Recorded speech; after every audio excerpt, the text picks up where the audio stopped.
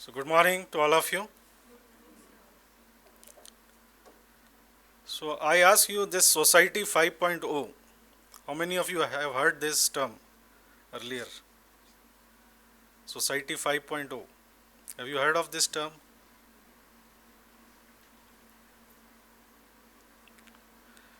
So actually when I was asked by the organizers to speak, then of course I questioned them that what is the topic, on what topic you want me to speak. So they said you are free. You can choose any topic related to sustainable and affordable education for all. So then I thought that I should give you some perspective, something which you don't know, something which is new for you, and you can benefit out of some new learning, and you can envision a broader picture. So you know where you are and where you are heading for. So this Society 5.0 and the future of education. So as we talk about, you will know about Society 5.0, you will also know how the future of education would drive within this Society 5.0, which is going to be there very soon. I am sure you must have heard of Industry 4.0. A lot of people must have already heard of Industry 4.0. So now Industry 4.0 has moved to Industry 5.0. And compatible with that Industry 5.0, we have Society 5.0. So let us see forward what is it there in store for us.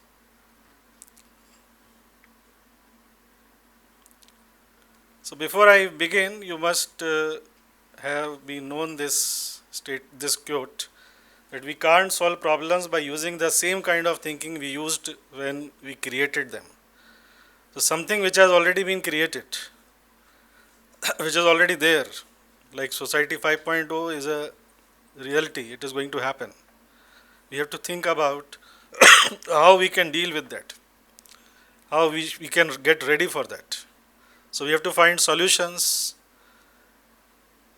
to pitch in where the gaps are, so that it can ensure that we would be able to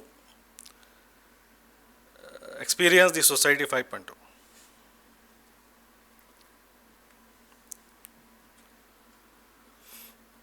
These industrial revolutions, like starting from Industry 1.0 to progressing to up to Industry 4.0, you know, that is primarily cyber physical systems.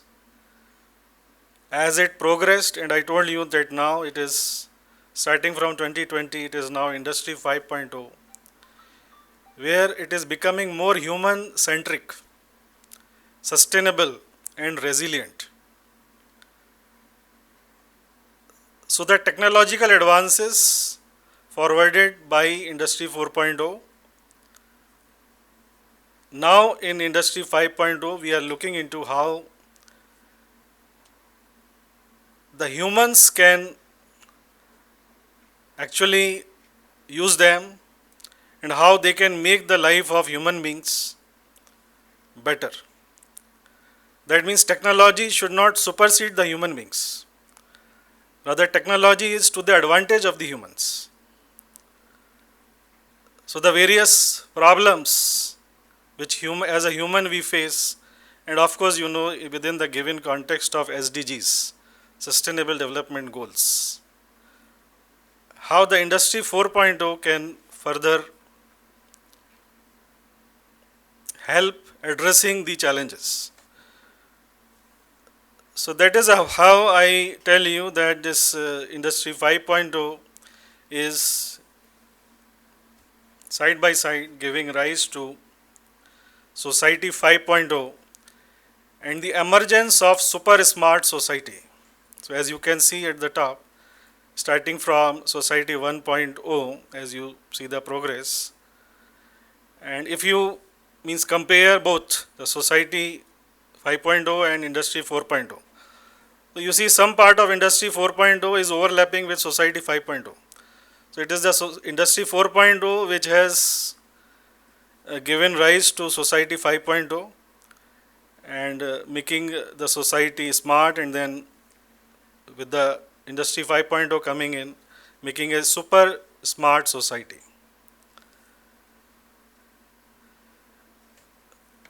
So as I progress and give you some more about the background of the Society 5.0, this concept has been first appeared in Japan in 2016. So if you compare 2016 to now, almost 7 years back, and see many of us don't know. The 7 years have already gone. First it appeared in 2016. It was used by the Japanese Government Council of Science, Technology and Innovation Review in the 5th Science and Technology Basic Plan. So what Society 5.0 is, that it integrates the physical and the virtual worlds. And a new kind of society, as I already told, super smart society, would emerge. So to give you more about this, I will show you a means to make you familiar with this concept of Society 5.0. The fourth industrial revolution will enable us to create a new society. Artificial intelligence will transform the big data collected through the Internet of Things into new wisdom. Society 5.0, a technology-based, human-centered society. The fourth industrial revolution will raise our standard of living and solve various challenges we face. It will, for example, free us from the stress of driving, allowing us to safely visit anyone, anytime. We will have access to the latest medical advancements at a low cost, no matter where we are. AI and robots will enhance human ability and expand our infinite possibilities, helping us enjoy more fulfilling lives. Society 5.0, for the betterment of human lives. So a new revolution is coming up for the betterment of our lives only.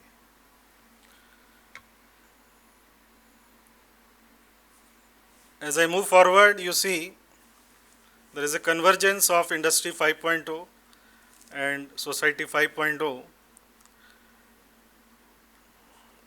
The human centricity, as you can see, is in the middle. So Industry 5.0 and Society 5.0 both converge as far as the human centricity is concerned. So the technology is to the advantage of human beings. As you can see below, it will promote the talents, diversity and empowerment of the workforce, and it will ensure high quality lives full of comfort and vitality.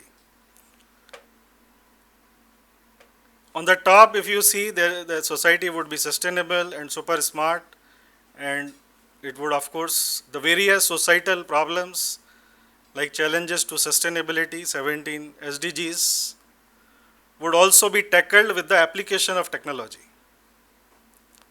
So now what they are thinking, that these, achieving SDGs by 2030 by the private sector or the public sector, or by the traditional mode of working, dealing with the problems, would not be possible. So now what they are thinking is the technology which can show a better way to handle the societal challenges, the challenges related to the achievement of SDGs. And also this Industry 5.0 and Society 5.0 would be lean, and it would be resilient, agile.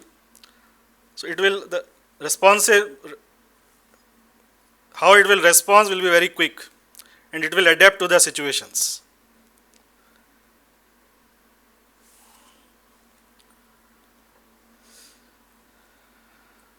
To give you further, just to let you think in a wider context, as you can see from this diagram, that Society 5.0 for SDGs is in the middle, and then you see all new technologies coming up and giving rise to the application of that in the different fields related to the SDGs, and see from the outside borders what will be coming up. So if I see from the right hand side, if you can see, the smart agriculture and smart food.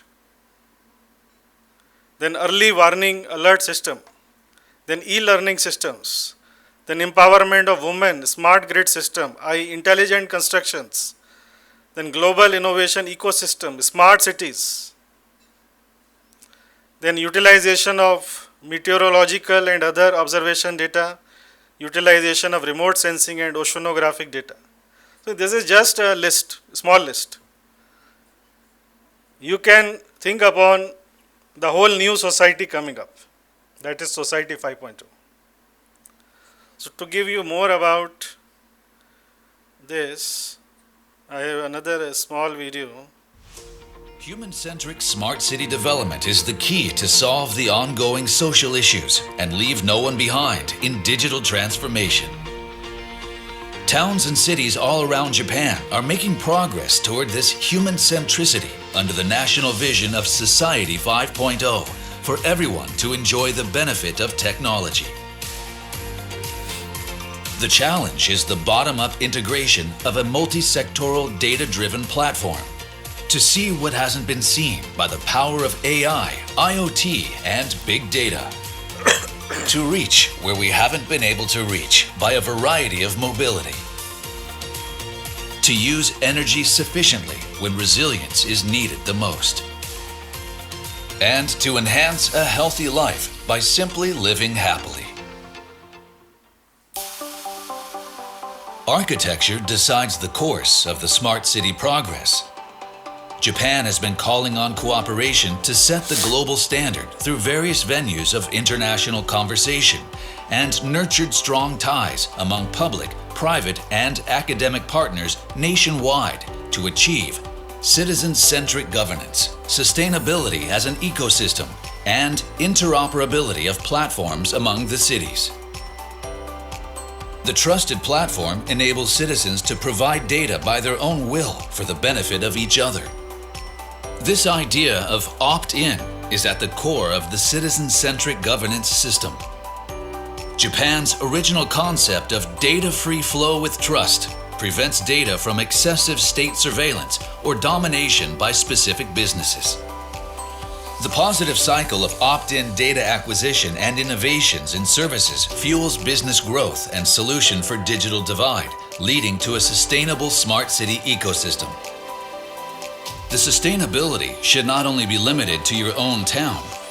Aerial divide will also be solved when each city platform and dataset interoperates with one another with open APIs for cities to strengthen autonomy and for societies to prosper as a whole.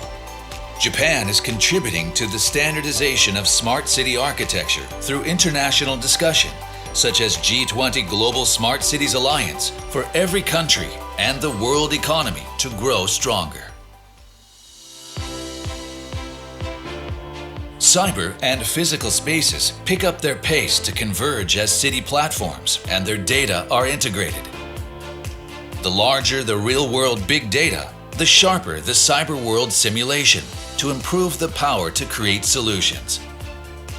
Japan has adopted a super city initiative to regulate the coverage of more than 5 sectors of solution in one single smart city platform, stimulating more integrated services to be implemented for each citizen. The multi-sectorial model by human-centric smart city vision resonates with the world trend. Referring to Japan's idea of human-centric smart city, the Thai government led by the Ministry of Transportation is united in promoting the vision of Thailand 4.0. We are happy to proceed with this Bang Su area project combining 3 sectors of smart mobility, smart energy, and smart environment based on advice from Japanese smart city experts. Bilateral cooperation and goodwill between Thailand and Japan are the driving forces for this project. Toward the future cities for the advanced services applied to the diverse range of living. Toward global human-centric societies. Japan, moving forward together. So Japan is, of course, leading the show.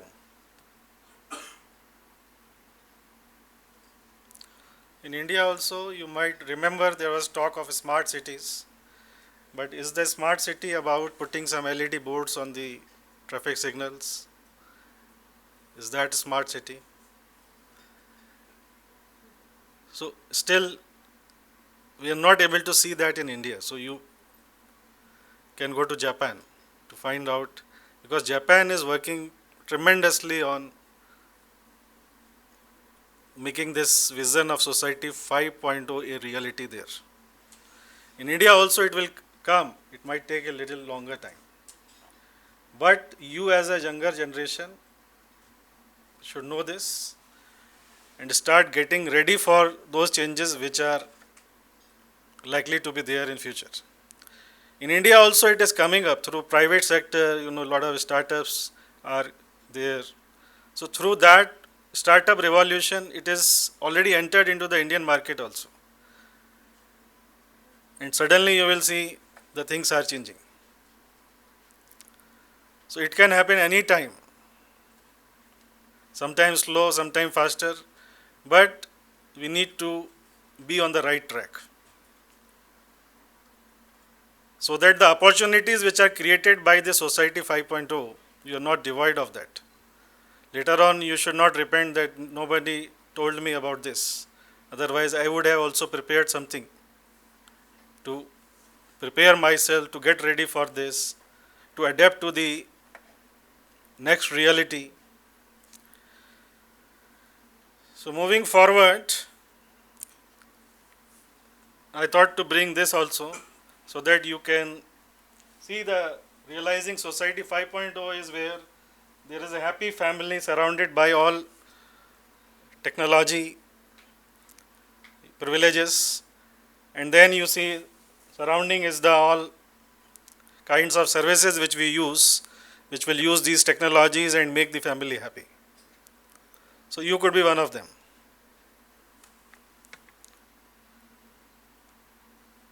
Now going back to the theme of this Congress,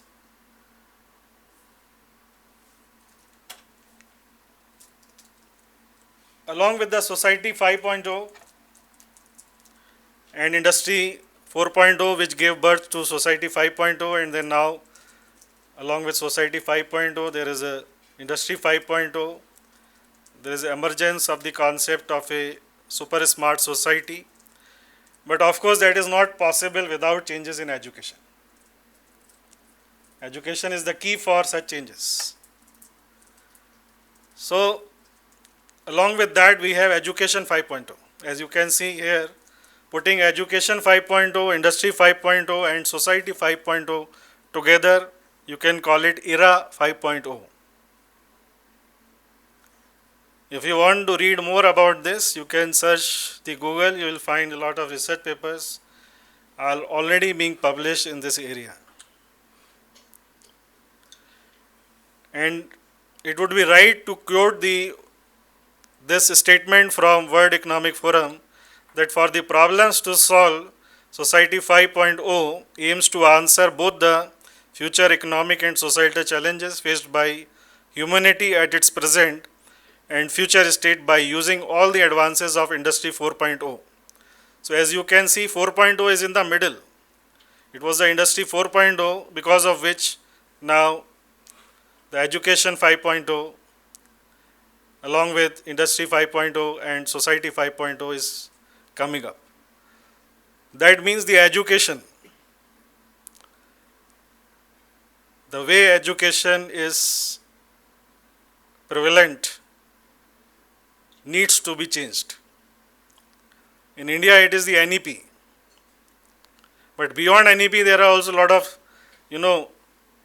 changes are happening. Because primarily this society 5.0, industry 5.0 and along with now education 5.0 is mainly dependent upon digitalization, the advent of the new technology. So NEP is not about only technology. So that is why I said beyond NEP also, there's a lot more changes happening through technology and primarily through private players in the market.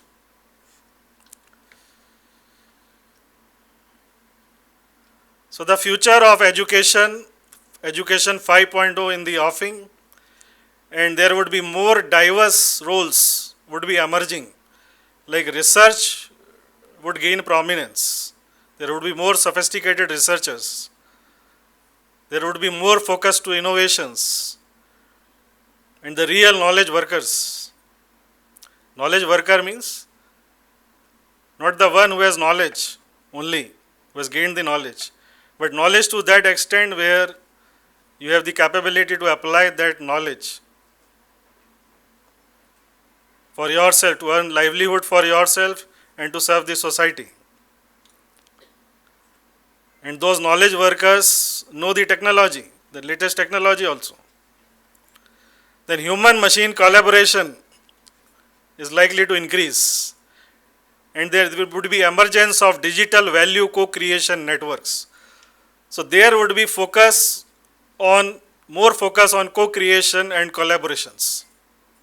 There would be human machine interaction would increase in the future.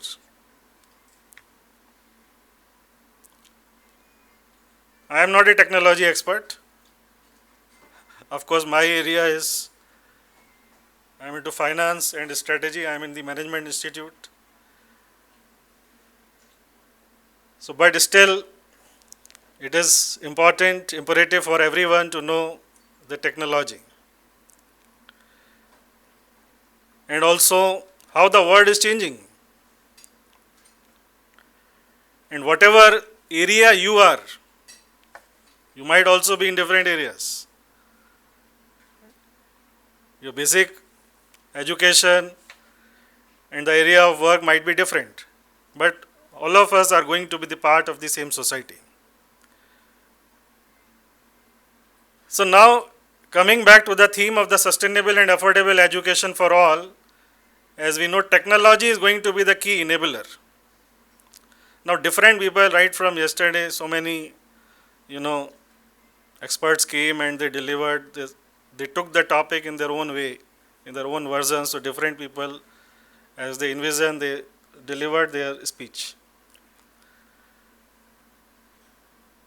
But related to our context, the Society 5.0, which is going to be the reality, the sustainable and affordable education, related challenges would be handled by technology only. Technology is going to be the key enabler. Content wise, there is no problem. There would be enough content available. The learner, it is learner centric, and learner has to be self independent. Learner should know what they want to learn. And the content is all available around us. So as you can see, the close relationship which I have mentioned, the close relationship between the skills that need to be acquired, the use of technology in acquiring those skills, and the use of technology in the teaching model also by your professors. So everywhere technology is going to be the integral part of the way the teaching and learning happens. And surrounded with technology, the teaching and learning methods have to evolve and adapt to that situation.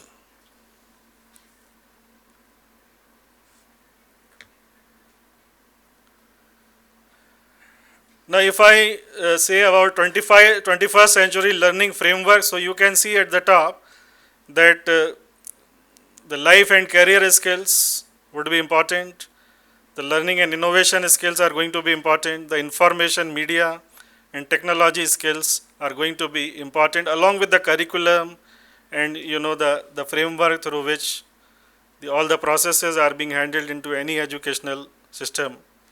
Along with all that, what is going to be important is those three different types of skills which are mentioned at the top. Then from a different perspective, if I talk about these 21st century skills, as you can see, the communication, the creativity, the collaboration, the growth mindset, the citizenship, the critical thinking, all are going to be more and more important. Though they are important now also. But their importance would only grow as Society 5.0 is on the way. There would be importance to lifelong learning. You learn, you relearn, and you unlearn the past and learn the new things, unlearn the old things, and relearn the new things. From the educator's perspective, if I talk about the student experience, how the educators would think of handling the education, the way of teaching, the way of delivery. So student, SX is student experience. Experience has been represented by X. So the student experience would be combination of three components. LX is the learner's experience. Like learner, as you can see the indicative picture, like learner watching some, some video or something like the virtual reality. Then PX is the personalized experience. Learner experience is one thing, personalized experience is like through technology, like as I said, virtual reality, augmented reality. I am not a technology expert. So all these would give additional value-added experiences. So I can club them into some value-added experience which would be there. And CX is the customer experience. So the student experience would be combination of as a customer experience, because student is the, make the payment for the education.